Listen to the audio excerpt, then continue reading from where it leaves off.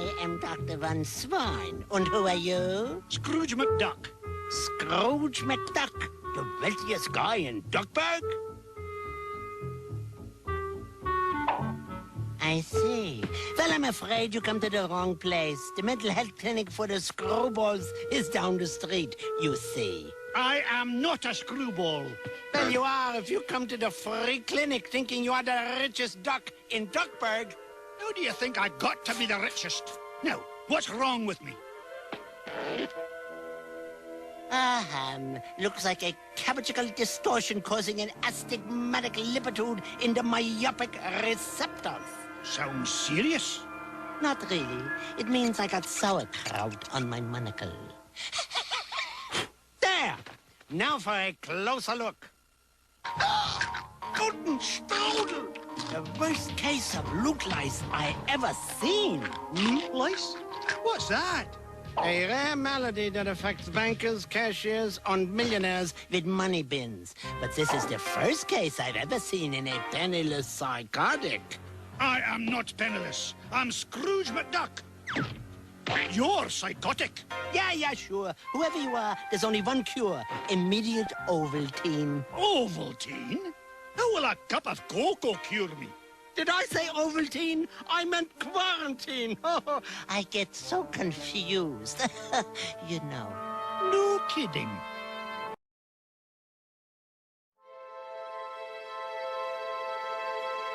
We always know which is the right way and which is the bad way. The bad way sometimes feels better, so we may choose that way and justify it by rationalization in order to make ourselves feel better about the bad that we did. Isn't that the way we all do things? Even if we do something wrong and we know we're doing something wrong, don't we attempt to rationalize it in our own mind and to our friends to justify what we're doing? So I believe it's a great fallacy to set out to brand those whom we disagree with as being evil people. The result of their actions we may perceive to be evil. We may perceive it to be bad, but I guarantee you those people don't see it that way. You see, nobody gets up in the morning and sets out to do evil. Nobody consciously does that. I've never met any person in my entire life who said, I'm evil, I'm going to do evil things, I like to do evil things, I want to do evil things. They don't exist, in my knowledge. And when we present ourselves to them in that light, we're good and they're evil, do you think we have a chance of getting them to listen to us? Not on your life. It's not going to happen. So I think we have to change the way we talk. We have to talk to them in a different manner.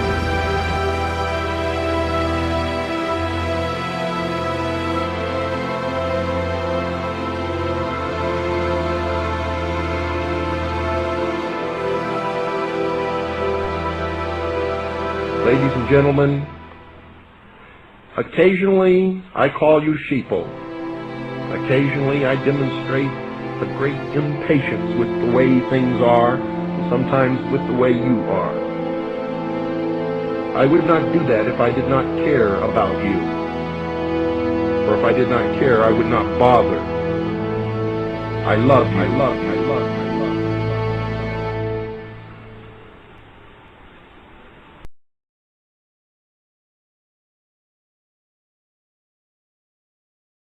you. You will always have a special place in my heart and in the New World Order.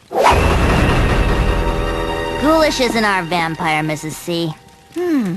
Maybe you can ask Santa what he saw before he was bitten. Right. Retrace his steps. Maybe pull a couple of his teeth for DNA samples. Mandy! I'm getting presents in the New World Order! Mrs. Claus said so! Now off to the cellar with the lot of you. Christmas won't save itself.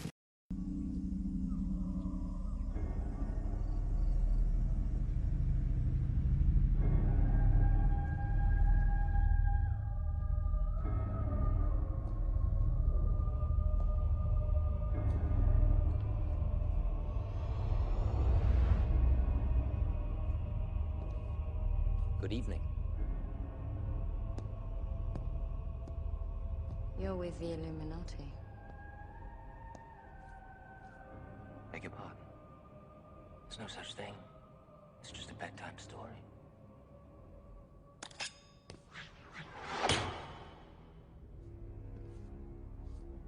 Illuminati. The people of the light.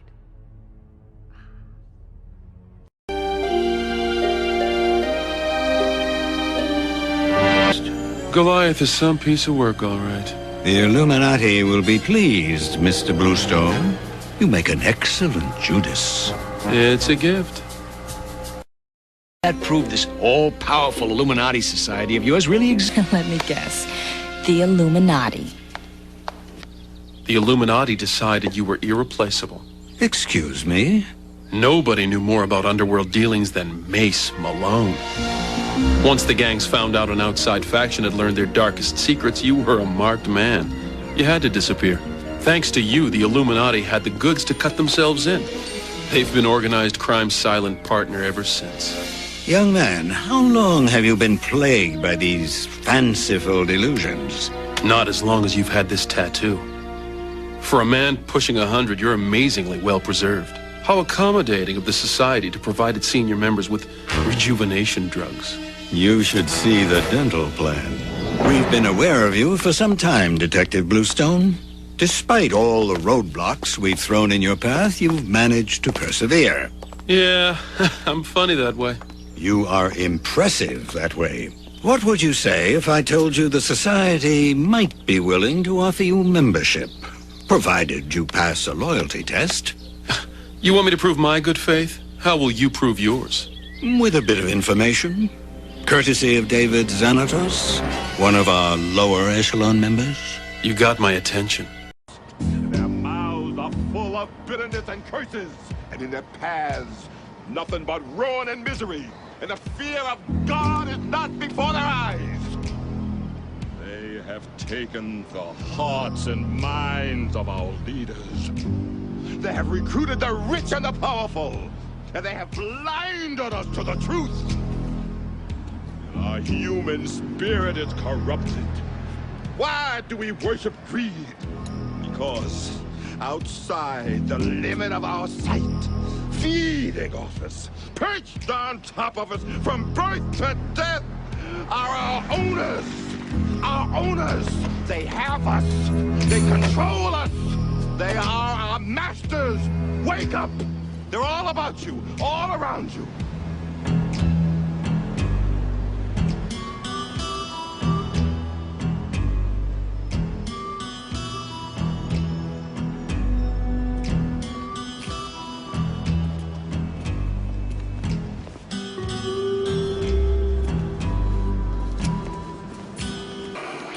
Impulses are being redirected. We are living in an artificially induced state of consciousness that resembles sleep. The poor and the underclass are growing. Racial justice and human rights are non-existent. They have created a repressive society, and we are their unwitting accomplices. They are dismantling the sleeping middle class. More and more people are becoming poor. Their intention to rule rests with the annihilation of consciousness. We have been lulled into a trance. They have made us indifferent to ourselves, to others. We are focused only on our own gain.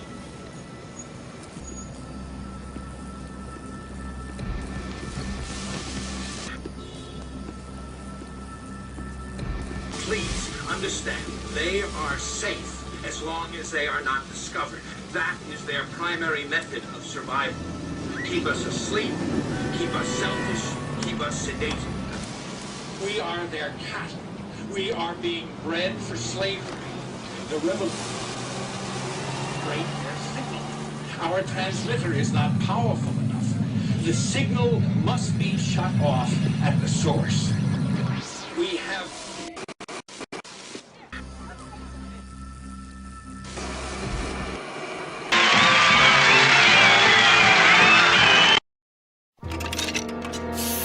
They're all covered with filthy germs, aren't they, Smithers?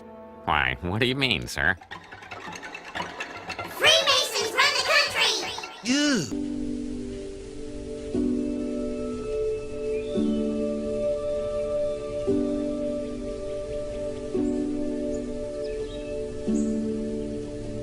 A nation can survive its fools, and even the ambitious, but it cannot survive treason from within. An enemy at the gates is less formidable, for he is known and carries his banner openly. But the traitor moves amongst those within the gate freely. His sly whispers rustling through all the alleys, heard in the very halls of government itself.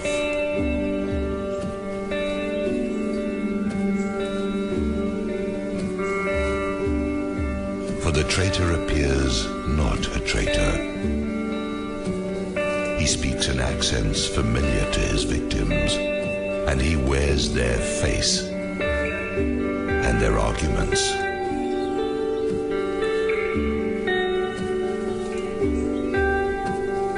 He appeals to the baseness that lies deep in the hearts of all men.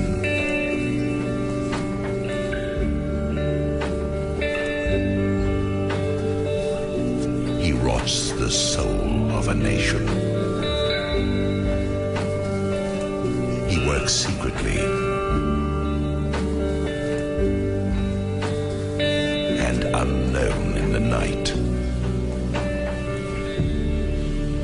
to undermine the pillars of the city.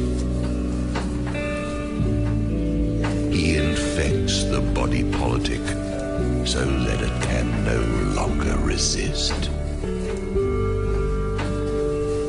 A murderer is less to fear.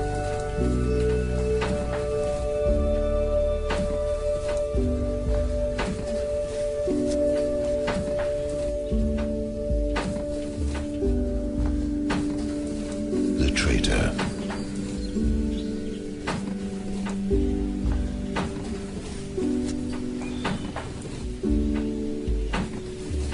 is the plague.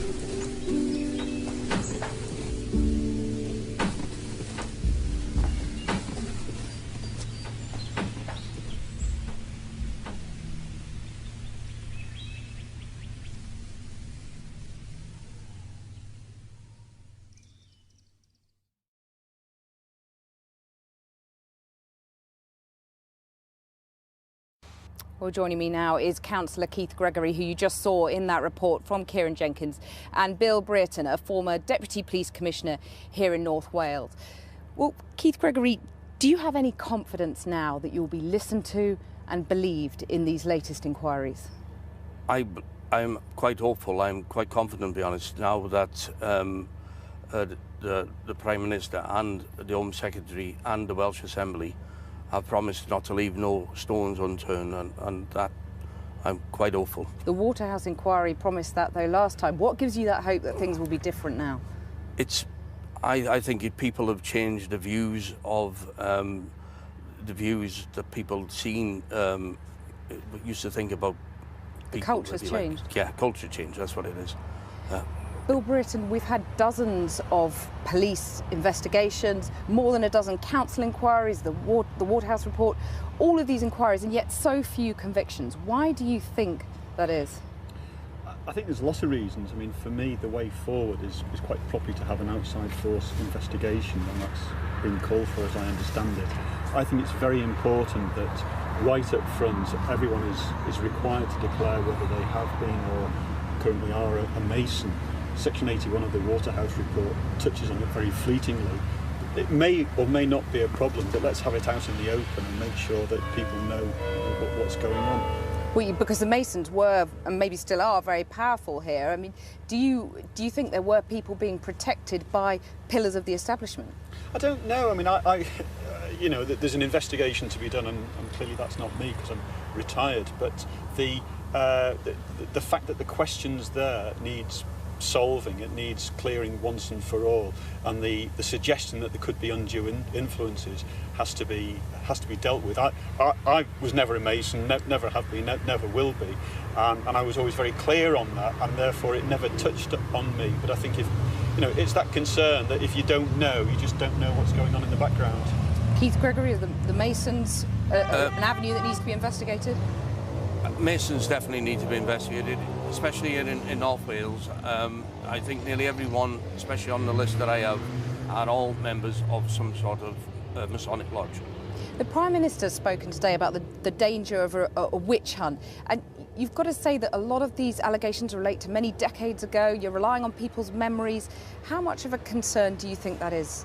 I don't think it'll ever turn into a witch hunt. I hope it doesn't, but we are getting people coming forward, really upset people. So you think it's the scale of allegations about the past that is emerging now? It's not a witch hunt, but it's just the scale of people who've been affected by this that you're interested in? Yeah, it is. It's genuine, honest people coming forward with a story to tell, which they were never allowed to do last time. Bill Britton, you think there's a danger of a witch hunt? Well, I think any society should be judged how it deals with vulnerable people. And as I understand it, the Prime Minister said something about gays. This isn't about gays, it's about paedophilia, which is, it's a completely different issue. Two consenting adults, fine. But, this is not that. And I think, it's the test of society is how we deal with people who are vulnerable. And these were vulnerable people, and they weren't treated properly, and they should be. Bill Britton, Keith Gregory, thank you very much for joining.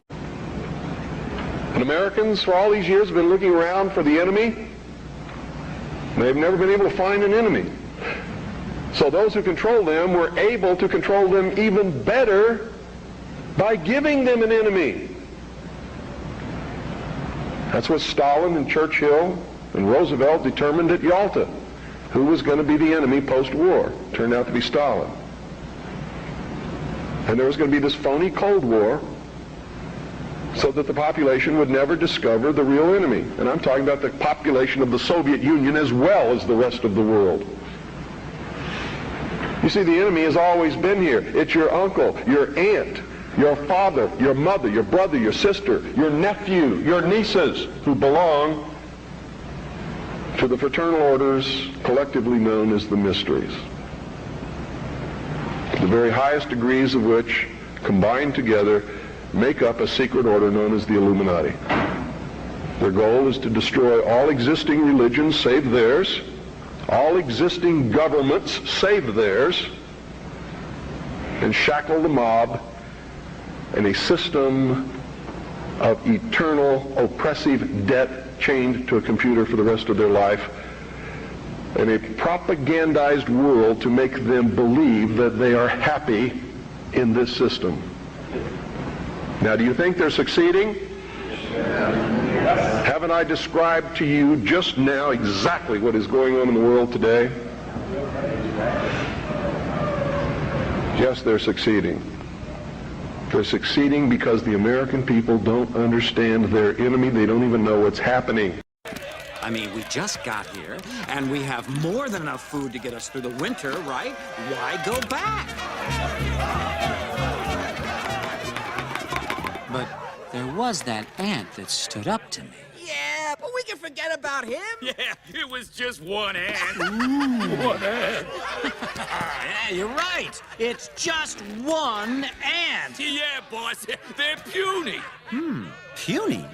Say, let's pretend this grain is a puny little ant.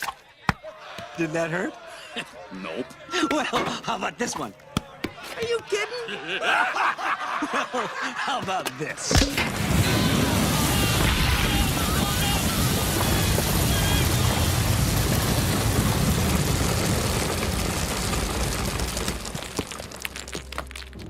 You let one ant stand up to us, then they all might stand up. Those puny little ants outnumber us 100 to 1. And if they ever figure that out, there goes our way of life. It's not about food. It's about keeping those ants in line. all you ants. Ideas are very dangerous things. You are mindless, soil-shoving losers. Put on this earth to serve us. You're wrong, Hopper.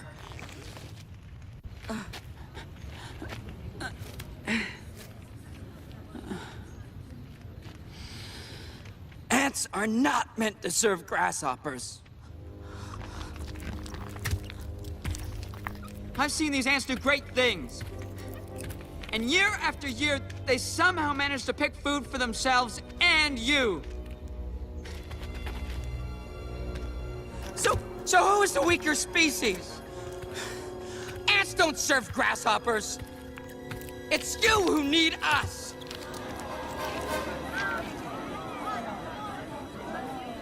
We're a lot stronger than you say we are. And you know it, don't you?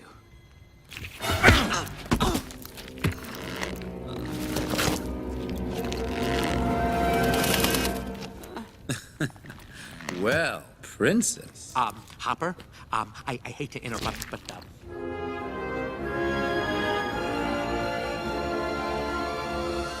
You ants stay back!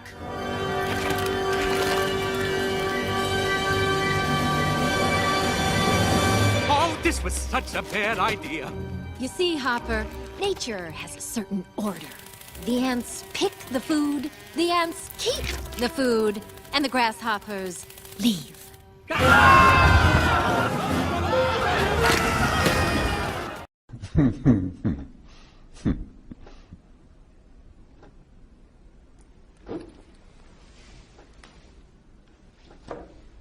Hello.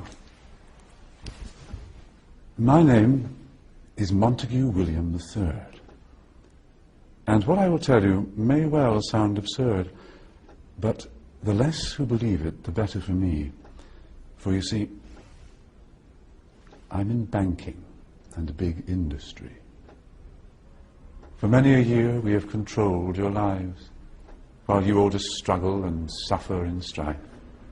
We created the things that you don't really need, your sports cars and fashions and plasma TVs. I remember it clearly how all this began. Family secrets from father to son, inherited knowledge that gives me the edge, while you people lie sleeping at night in your beds. We control the money that controls your lives, whilst you worship false idols and wouldn't think twice about selling your souls for a place in the sun. These things that won't matter when your time is done. But as long as they're there to control the masses, I just sit back and consider my assets, safe in the knowledge that I have it all, while you common people are losing your jobs. You see, I just hold you in utter contempt. But the smile on my face, well, it makes me exempt. For I have the weapon of global TV, which gives us connection and invites empathy. You would really believe that we look out for you, while we bankers and brokers are only a few. But if you saw that, you'd take back the power. Hence, daily terrors to make you all cower. The panics, the crashes, the wars, and the illness that keep you from finding your spiritual wholeness. We rig the game, and we buy out both sides to keep you enslaved in your pitiful lives. So, go out and work as your body clock fades. And when it's all over, a few years from the grave, you'll look back on all this, and just then you'll see that your life was nothing, a mere fantasy. There are very few things that we don't now control. To have lawyers and police force was always a goal, doing our bidding while you march on the street. But they never realize that they're only just sheep. For real power resides in the hands of a few. You voted for parties. What more could you do? But what you don't know is they're one and the same. Old Gordon has passed good old David the reins, and you'll follow the leader who was put there by you. But your blood, it runs red, while our blood runs blue. But you simply don't see it's all part of the game. Another distraction, like money and fame. Get ready for wars in the name of the free, vaccinations for illness that will never be, the assault on your children's impressionable minds, and a microchipped world. You'll put up no fight. Information suppression will keep you in tone. Depopulation of peasants was always our goal. But eugenics was not what we hoped it would be. Oh yes, it was us that funded Nazis. But as long as we own all the media too, what's really happening does not concern you. So just go on watching your plasma TV, and the world will be run by the ones you can't see.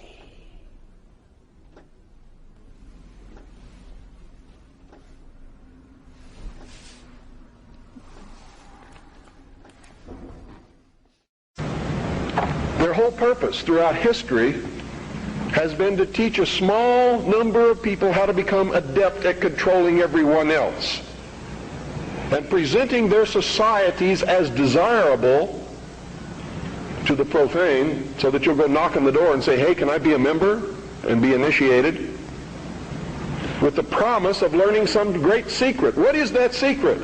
The secret is what I have just told you this morning. The secret is how to control everybody else. And you never understand how to control everybody else until you get to the top of this pyramid of initiation. Most people never make it past the third step. All above that are carefully chosen and nurtured and taught.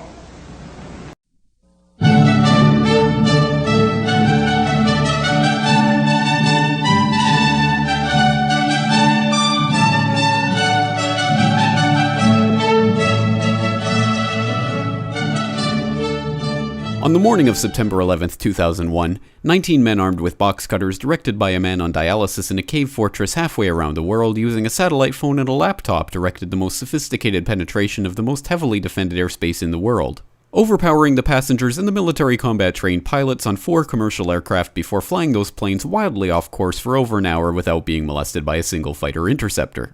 These 19 hijackers, devout religious fundamentalists who like to drink alcohol, snort cocaine, and live with pink-haired strippers, managed to knock down 3 buildings with 2 planes in New York, while in Washington a pilot who couldn't handle a single-engine Cessna was able to fly a 757 in an 8,000-foot descending 270-degree corkscrew turn to come exactly level with the ground, hitting the Pentagon in the budget analyst office where DoD staffers were working on the mystery of the $2.3 trillion that Defense Secretary Donald Rumsfeld had announced missing from the Pentagon's coffers in a press conference the day before, on September 10th, 2001.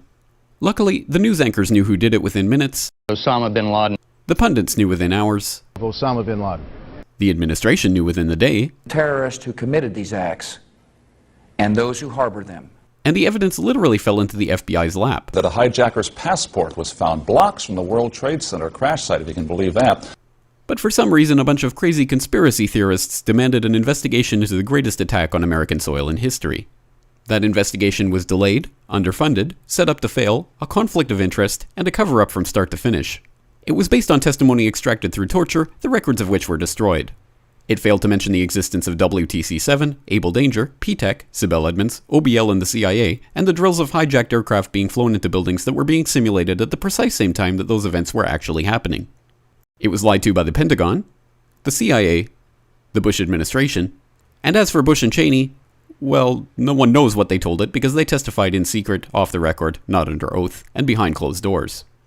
It didn't bother to look at who funded the attacks because that question is ultimately of little practical significance. Still, the 9/11 Commission did brilliantly, answering all of the questions the public had, except most of the victims' family members' questions, and pinned blame on all the people responsible, although no one so much as lost their job, determining the attacks were failure of imagination. Because Nobody in our government, at least, and I don't think the prior government that could envision flying airplanes into buildings. Except the Pentagon, FEMA, NORAD, and the NRO. The DIA destroyed 2.5 terabytes of data on Able Danger, but that's okay because it probably wasn't important. The SEC destroyed their records on the investigation into the insider trading before the attacks, but that's okay because destroying the records of the largest investigation in SEC history is just part of routine record keeping.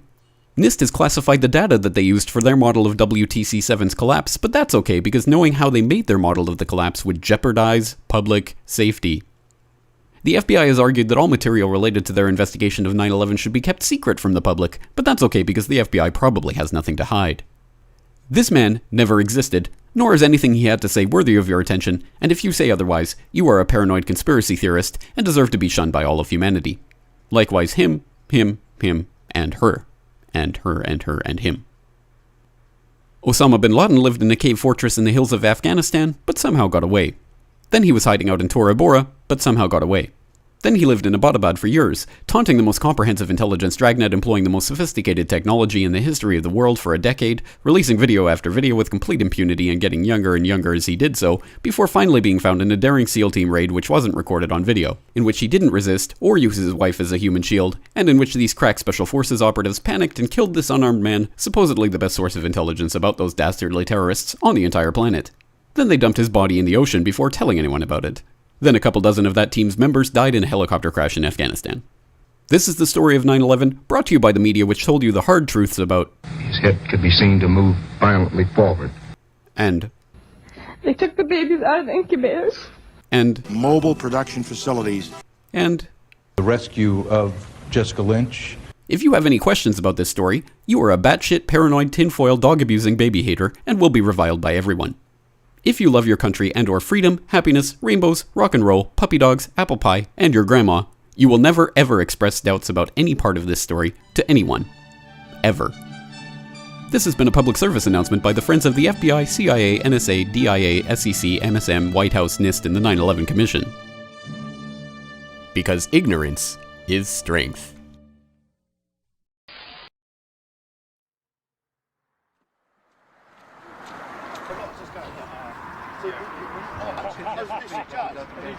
Do you agree? So, the judge did look at the evidence. I said, look, I'm not paying your licence under Section 15, Article 3 of the Terrorism Act. And they went through the procedure. I got the court summons, went to court. They asked me if I was guilty. I said, no, I'm not guilty of having an appropriate licence because the licence isn't appropriate because I'll be funding terrorism, because I know the BBC's covered up the true events of the day. And eventually we arrive here today, and the result has been, I have to say, a fair judge in my opinion, that I have not been convicted. I have no fine. Court costs £200, which you guys have very generously donated to. And I have to behave myself and get a TV licence, of course, which I'll be running down the post office tomorrow to buy. But hopefully we've set a little precedent here where we might encourage people to go and do the same thing and go to their police, tell them about today, give them the evidence. West Sussex Police have said they're investigating it, which they're obliged to do because the BBC had prior knowledge of a terrorist event, which under, I think it's Section 38 of the Terrorism Act, they should have reported, which they didn't, and they've since given us this impossible flannel about World Trade Center 7 collapsing due to an office fire, which even in the NIST report says fell at free fall speed for 8 floors in 2.5 seconds. Now that is absolutely impossible without a controlled demolition being involved. Absolutely impossible. There's no arguments around it. Don't let anyone else tell you otherwise, because they're saying Isaac Newton is wrong. Why did he do it for the TV licence with BBC? It's because primarily Jane Stanley in 9/11 from the BBC reported 23 minutes before World Trade Center Building 7 collapsed that it had actually fallen. So that indicated some prior knowledge that the BBC had in terms of the events of 9/11. And we've never had a satisfactory explanation from the BBC as to how they had that prior knowledge and made the mistake of announcing the fall of the tower before it actually did. I'm Peter Drew. I'm representing architects and engineers for 9/11 Truth as the UK facilitator. Today I was going to give evidence as part of myself and two other individuals back in 2011 lodged some official complaints with the BBC about two of the documentaries that they showed in 2011 as part of the 10th anniversary of 9/11. And the BBC, as Ian Henshaw has just described, they have very strict requirements through their Royal Charter and their agreement and their editorial guidelines, where they have to present information that is impartial and accurate, and they are required to correct any mistakes that they make.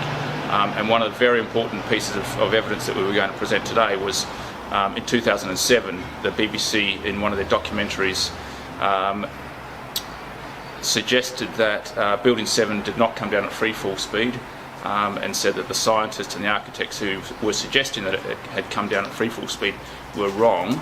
But then in 2008 we had the official investigators who came out and actually then said, well, no, Building 7 did come down at free fall speed, which is a huge statement to make, because we know that it can only come down at free fall speed through controlled demolition. So the BBC had made a very, very big mistake in 2007 by saying that freefall had not occurred. The BBC was incompetent, verging on dishonest. Oh, let's rephrase that, dishonest. I was the leading author on 9/11 when they did their Conspiracy Files programmes. I never had a phone call from them. Now, you know, they might have disagreed with me, they might have disliked me, but as they're paid by the public to investigate impartially and give a full account of what happens, and if they're doing a film about so-called conspiracy theories, then that obliges them to talk to anybody who's, you know, in the position I was. I'd been serialised in the Daily Mail. Instead they got some guys from America who had some pretty cookie ideas and presented them to the public as the face of the 9/11 investigators, who they call conspiracy theorists. You've published 2 books on 9/11, is that right? Yeah, 9/11 Revealed, which was serialised in the Daily Mail and sold tens of thousands of copies, and 9/11 The New Evidence, which is the update on that book, which was a very detailed look into the paper trail, particularly of the 9/11 attacks and the role of the FBI and the CIA in facilitating the 9/11 attacks. And yet the BBC had no interest in talking to you? They had no interest in talking to me. They didn't even phone me up. They didn't email me. Even the people who made one of the propaganda films, Flight 93, they spent 3 hours talking to me. They didn't take a blind bit of notice of anything I said, but they did go to the trouble of phoning and talking. The BBC had a lot of resources. They don't want to know. They were grossly dishonest in their investigations of the 9/11 attacks, and that's what I was here to say to the court today. Unfortunately, the court today, the judge didn't let us demonstrate all the evidence. We had some very good witnesses: Tony Farrell, former intelligence officer for South Yorkshire Police; Niels Harrit, eminent scientist from Copenhagen; Ray Savage, former counter-terrorism officer. Who else am I leaving out? Peter Drew, wonderful chap, coordinated the campaign against the BBC, trying to find out about Building 7, which they refused to talk about. Adrian Mallett, former firefighter, engineer. I had a good load of witnesses lined up, but we weren't allowed to present them. That said, the judge has seen the evidence. He said he's seen the evidence, so we now know that for a fact that one judge in this country is very aware of what happened on 9/11, and I have no conviction. Do you have the judge's name, please? Judge Stephen Nichols, I believe. Oh. Do you know him? Oh, yes. Yes. No, a nice chap, it has to be said. It has to be said. Yes. And towards the end of the case, for anyone who wasn't in the room, I did kick off a little bit, because, I mean, it does come down to a question of morality. Do you keep funding these bloody paedophile rings at the BBC? I know this is it's sub judice, but I think it's been fairly well established that what's going on. And do we fund an organisation that tells us the impossible, that Building 7 fell because of an office fire? It's utter crap, and we should stop paying them.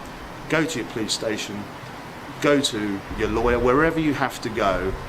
I wouldn't bother petitioning your MPs, they're a complete shower of shit in my opinion. But go to the police, tell them Sussex Police has said it's with divisional intelligence. We'll get it to other divisional intelligences as well, wherever you live. Get them there and do your best, you know, because it's not an imprisonable offence, TV licensing. And I got the lowest possible punishment today. I didn't get convicted. The judge took the stuff seriously, and so he should, because you can't get any more serious than Isaac Newton. And you know, it's an immutable law of science, and the BBC have been lying. And if they want to take me to court for saying that they're liars, fine, we'll go back. For the third time today, it's reminiscent of those pictures we've all seen too much on television before, when a building was deliberately destroyed by well-placed dynamite to knock it down.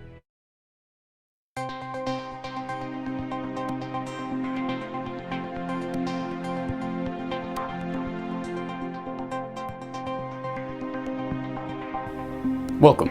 This is James Corbett of the Corbett Report with your eye-opener report for BoilingFrogsPost.com. PSYOPs, or psychological operations, is a term used to describe the techniques of psychological manipulation used in warfare.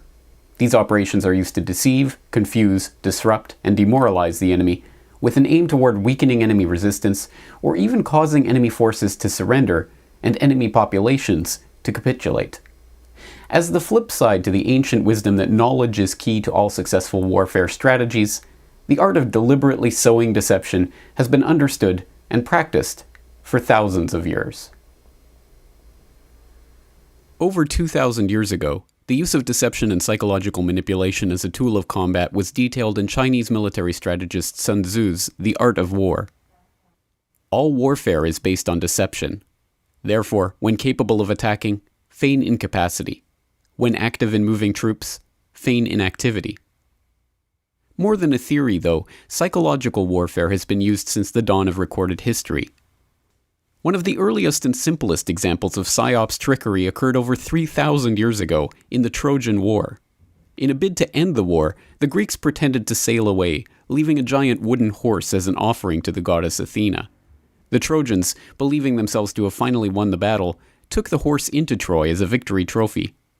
As the legend goes, the horse in fact contained a team of Greek soldiers who slipped out of the horse in the night, opening the city gates for their compatriots who had sailed back under cover of night. The Greeks took the city that night and ended a 10-year siege with one simple act of PSYOPs trickery.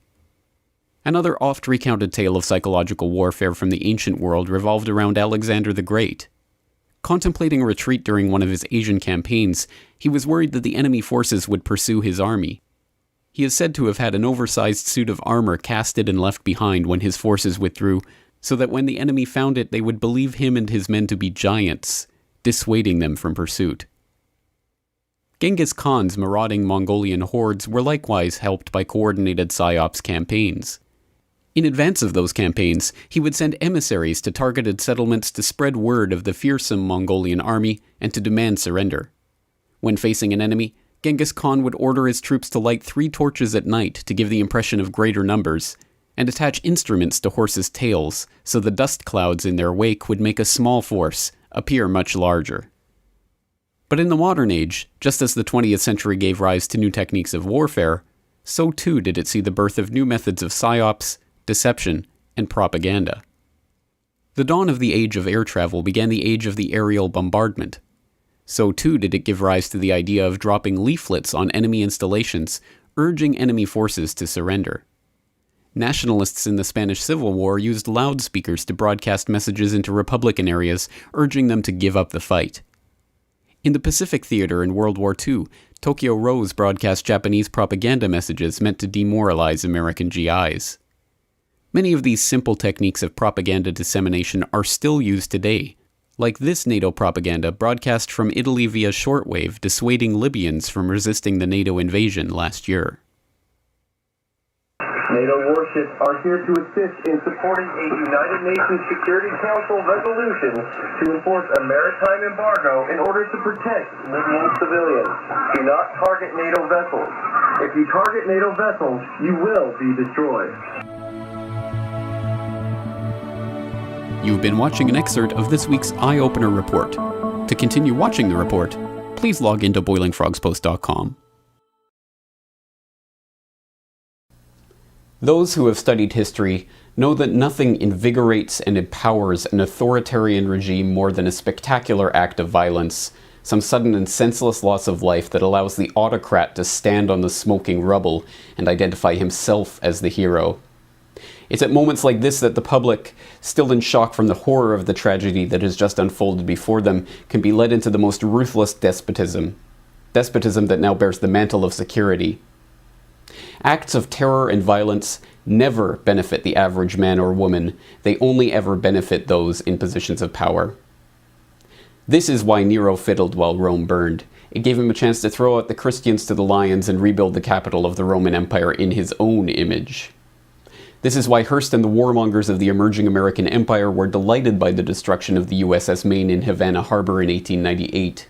It gave them the excuse they needed to rouse the public into supporting the Spanish-American War. This is why Israel attacked the USS Liberty in 1967 during the Six-Day War, strafing and torpedoing it relentlessly for hours in a vain attempt to send it to the bottom. The Israelis believed that the loss of the Liberty could be blamed on Egypt and draw the Americans into war. This is why there are hundreds of documented examples of government staging attacks in order to blame them on their political enemies. In every civilization, in every culture, in every historical period, authoritarians have known that spectacular acts of violence help to further consolidate their own power and control. And sadly, throughout history, there have been all too many willing to allow attacks to occur, to pretend that attacks have occurred, or even to attack their own population in order to further their political agenda. To think that such staged provocations and false flag attacks no longer occur would be as unrealistic as believing that human nature itself has changed, that powerful people no longer seek to increase their power, that influence is never used for deceit or manipulation, that lies are no longer told to satisfy greed or slake the thirst for control. It is to believe that our society is immune from those things that we have seen in every other society, in every other era. In short, it's a dangerous delusion. The people are once again learning the power of this delusion. They are learning the extent to which they have been lied to. They are once again studying their history.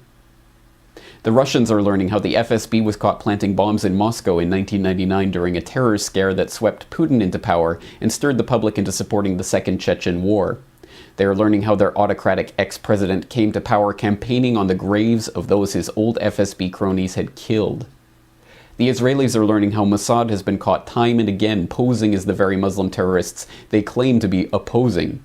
They are learning how Israel uses the specter of terror to further extend their blank check drawn on American funds to expand their police state at home and maintain their hardline stance, the world's sixth largest nuclear superpower supposedly threatened by the possibility that one of their neighbors may one day obtain a single nuclear weapon. The British are learning how their SAS officers were caught dressing up as Arabs in Iraq, driving around with trucks full of munitions, shooting at police to stir up ethnic tensions, and ensure that permanent bases could be built in the region. They are learning how Harun Aswat, the supposed mastermind behind the 7/7 bombings, was working for British intelligence. They are learning how British military intelligence took part in IRA bombings. The Indians are learning how the Mumbai attack was helped by a US agent who is cooperating with investigators so that he won't face questioning by foreign authorities. The Canadians are learning how their own provincial police dressed up as protesters in 2007 and threatened violence against other police in order to force a crackdown on peaceful protests. And the Americans. The Americans are learning that there were multiple bombs found, dismantled, and taken out of the Alfred P. Murrah building on April 19, 1995. They are learning that Timothy McVeigh had written a letter to his sister in which he claimed to be in the Special Forces for the US Army. They are learning the bombing was being directed by FBI informants, just as the 1993 World Trade Center bombing was. They are learning about 9/11 and the Gulf of Tonkin and Operation Northwoods and their own Army counterinsurgency manuals that teach officers how to commit false flag attacks to blame on their enemies. In short, the people are learning the truth. And now we see the same build-up to a false flag event taking place that we saw in 1995. At that time, the US had a corporate media desperate to fling mud at anyone concerned by the actions of their government, and it had a government that was desperately unpopular. Today, we see the exact same factors at play. If anything, the situation today is worse than it was in the run-up to the Oklahoma City bombing, with media consolidation meaning that groups of concerned citizens like the Oath Keepers are being attacked by the controlled minions on both the left and the right. And now it is not just the militia that is being demonized by the establishment. It is veterans and gun owners, third-party supporters and libertarians, anti-war protesters and human rights campaigners, people who are upset with a government giving trillions to the banks that have engineered our current financial crisis. In short, everyone is now a potential terrorist according to the governmental and media agencies that deign to limit our range of acceptable opinion and control dissent. Even the word terrorist means something more than it did back in 1995, now after the false flag attack of 2001 allowed the passage of the Patriot Act, after the boogeyman of Al-Qaeda gave the NSA the opportunity to announce that they were collecting everyone's emails and everyone's telephone calls, after the former White House press secretary came out and admitted that the Bush administration had made up terror threats in order to scare the people into supporting the government, now we know what the real definition of terrorism is. It is governments scaring their own populations into line. But there is something else that's different now from what it was in 1995. The people are learning something else about terrorism. They are not terrorists for speaking out against their government. They are not terrorists for wanting the government to stop selling their children into servitude to pay bankers their bonuses. They are not terrorists for pointing out that the FBI and the CIA and Mossad and MI6 are behind every major international terrorist event. The people are not terrorists because they do not want to see more death. They do not want more destruction. The spilling of the blood of their fellow citizens is not in their interests. Death and destruction only ever serve the governmental and financial and industrial interests who always grow in power and wealth in the wake of every tragedy. Time and again, the people pay with their lives, and the governments and the banks and the war machine only grows and prospers. The people do not want terrorism because it does not benefit them. It only benefits the existing power structure. And this time, if there is another staged event to blame on the government's enemy of the day, the people will know who to blame. For the Corbett Report in Western Japan, I am James Corbett. Good evening, London. Allow me first to apologize for this emergency channel. I do, like many of you, appreciate the comforts of the everyday routine, the security of the familiar, the tranquility of repetition. Bloody hell. I enjoy them as much as any bloke. But in the spirit of commemoration, whereby those important events of the past, usually associated with someone's death or the end of some awful bloody struggle, are celebrated with a nice holiday, I thought we could mark this November the 5th, a day that is sadly no longer remembered, by taking some time out of our daily lives to sit down and have a little chat. There are, of course, those who do not want us to speak. Just let me think. I suspect even now, orders are being shouted into telephones, and men with guns will soon be on their way. It's Chancellor Sutler. Damn it! Why? Because while the truncheon may be used in lieu of conversation, words will always retain their power. Words offer the means to meaning, and for those who will listen, the enunciation of truth. And the truth is, there is something terribly wrong with this country, isn't there? You designed it, sir. You wanted it foolproof. You told me every television in London. Cruelty and injustice, intolerance and oppression. And where once you had the freedom to object, to think and speak as you saw fit, you now have censors and systems of surveillance coercing your conformity and soliciting your submission. We need cameras. How did this happen? Who's to blame? Well, certainly there are those who are more responsible than others, and they will be held accountable. But again, truth be told, if you're looking for the guilty, you need only look into a mirror. I know why you did it. I know you were afraid. Who wouldn't be? War, terror, disease. There were a myriad of problems which conspired to corrupt your reason and rob you of your common sense. Fear got the best of you, and in your panic you turned to the now High Chancellor Adam Sutler. He promised you order, he promised you peace. And all he demanded in return was your silent, obedient consent. Inspector, you're almost through. Last night, I sought to end that silence. Last night, I destroyed the Old Bailey to remind this country of what it has forgotten. More than 400 years ago, a great citizen wished to embed the 5th of November forever in our memory. His hope was to remind the world that fairness, justice, and freedom are more than words. They are perspectives. So if you've seen nothing, if the crimes of this government remain unknown to you, then I would suggest that you allow the 5th of November to pass unmarked. But if you see what I see, if you feel as I feel, and if you would seek as I seek, then I ask you to stand beside me 1 year from tonight, outside the gates of Parliament, and together we shall give them a 5th of November that shall never, ever be forgot.